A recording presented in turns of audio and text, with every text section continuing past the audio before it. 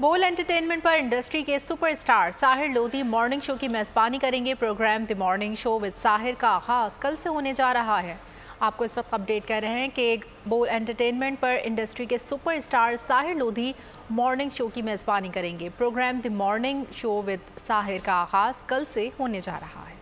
हर सुबह होगा साहिर का सहर। बोल एंटरटेनमेंट पर the morning show with Sahir. Bol entertainment की बड़ी स्क्रीन पर बड़ा प्रोग्राम। Superstar Sahir Lodhi morning show की मेजबानी करेंगे। Programme the morning show with Sahir के मेजबान साहिर लोधी कहते हैं कि ये सिर्फ रिवायती मॉर्निंग शो नहीं बल्कि पूरी फैमिली के लिए मुकम्मल शो है। साहिर लोधी कहते हैं कि प्रोग्राम में सेलिब्रिटीज के अलावा बहुत कुछ देखने को मिलेगा। बोल एंटरटेनमेंट पर programme the morning show with Sahir पीर से जुम्मा सुबह 9 बजे बराह रास्त नशर होगा, जिसमें वो सब कुछ होगा जो आप देखना चाहते हैं।